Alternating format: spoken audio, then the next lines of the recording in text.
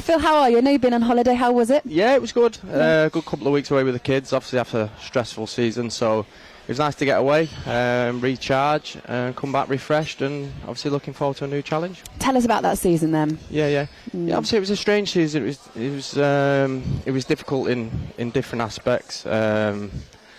We wasn't playing well all season, to be perfectly honest. There was a lot of ups and downs, change of manager, and it was just difficult. The 4 years, the four season before that was obviously we had a bit of structure and we was playing some decent football. Got into the Europa League, 2 top 10 finishes, which for a club of Burnley size and the budget that we had was incredible. But I just felt last season we just lost that little bit of spark. We had a few injuries. And it just wasn't the same as the previous season. Did you find it strange that Chris Wood was sold as well? Because he was so good for Burnley, wasn't he? Yeah, absolutely. But I think, to be perfectly honest, Gabby, I think the club's hands were tied with that one. I think obviously with his contract, I think he had a buyout clause in his contract, and I think they knew a bid was imminent, and that happened. It was disappointing for us, but things happen in football like that, Gabby. As you well know, you've got to move on and you've got to try and adjust to it. And the club tried to recruit, and unfortunately we couldn't get over the line.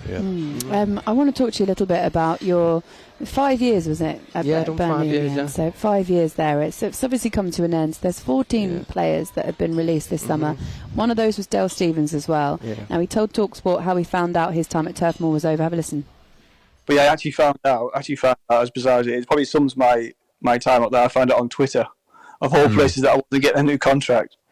What do you mean you found out on Twitter? Because that's where they released their retain list and you weren't on it, or what? Did you get a notification from them? How was that experience? Yeah, it's bizarre, really. Like I said, I knew anyway before even my contract expired. But yeah, it's when they obviously released it to the press and stuff, and I just got a feed on my Twitter feed saying that we've been released. That obviously the other lads have been released at the same time. So there was not much dialogue in terms of offering contracts, etc. It was just a clean break, which sometimes it's not a bad way to go about it. At least you know where you stand in the long term. Okay, there you go. That was Dale Stephens speaking about how he found out on Twitter they've been released. Phil, how did you find out? It was actually on the players' group chat. Yeah. Wow.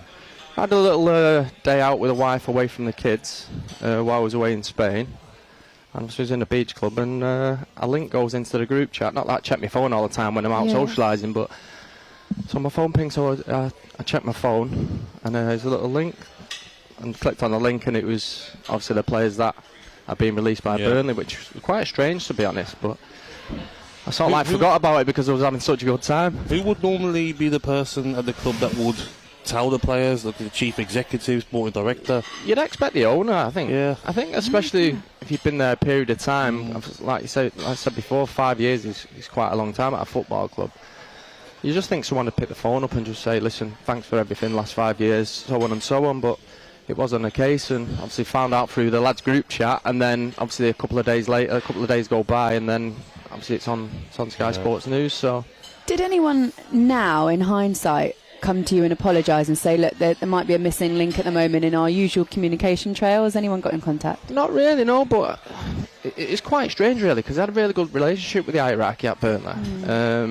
They were coming to me asking for advice with the squad and how the players are feeling and so on. So it's a little bit weird the way it actually all unfolded in terms of being released, because there was a lot of experienced players there. And you wouldn't expect that. You just think, obviously the players, you're talking about me, Aaron Lennon, Dale Stephens, Eric Peters, players like have played at a good level for a long period of time, so I don't think it would have been hard just to pick the phone up and just have that conversation with them.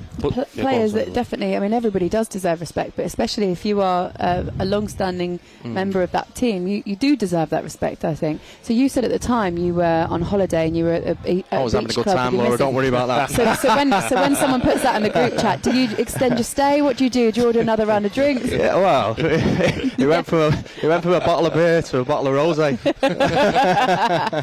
To a bottle of champagne. So, yeah, no, they want champagne, no. But yeah, it was. Obviously, I just had to get on with my trip and obviously try and deal with it in the coming days. But like I say, I just left it at that, and obviously it was quite difficult. It come out on the news, and then obviously Sky Sports News, and then obviously you have to say your goodbyes because you don't really want to be in the chats anymore and the group chats and stuff. So that's the most difficult thing.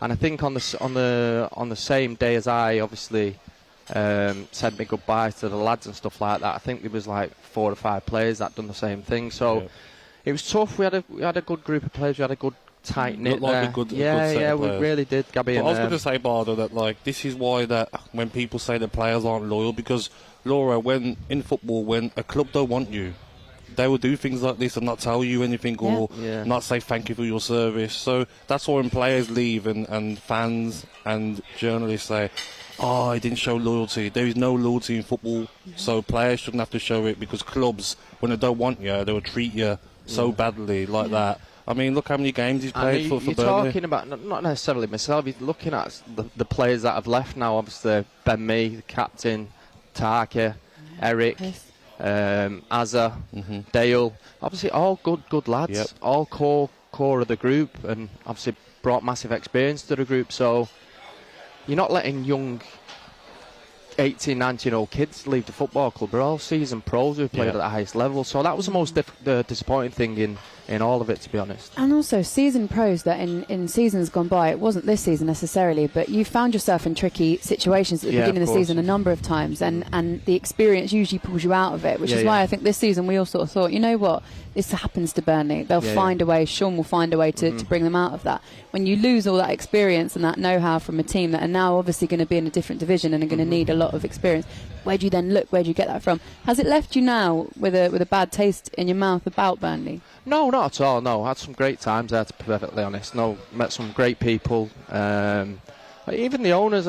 Listen, the relationships. It's not that bad, but obviously it's just, I think, just professionalism and just pick the phone up and just have a conversation with like I said, with the players that have left the club. But it's what it is. I wish them all the best in obviously in the challenge coming up in the championship. Wish Vinny all the best. He's a super guy. But it's going to be a challenge for him. Did you leave the group chat? Yeah, I had to. I sent a few. I got kicked out. I did. Yeah. He walked before he got kicked out. Yeah. I had to send a few pictures, a few drinks before it. But after that, I was. Yeah. Phil's left the group chat. Actually, you know what? I should have stayed. Because there was two. There was like the sports science one, and then the players one. But the players one was obviously. So I was gonna just send a load of videos and voice notes in, but I've been burnt with that one before, so I thought I better escape this now. You could have done it on the first day of the season, the championship, you with a beer in your hand. Good luck, lads. Yeah. Well, I was thinking hopefully it'll be somewhere by then, but we'll see. We'll see. talkSPORT Breakfast with Laura Woods, Monday to Wednesday mornings 6 till 10. On AM, on DAB, via the talkSPORT app and on your smart speaker. talkSPORT.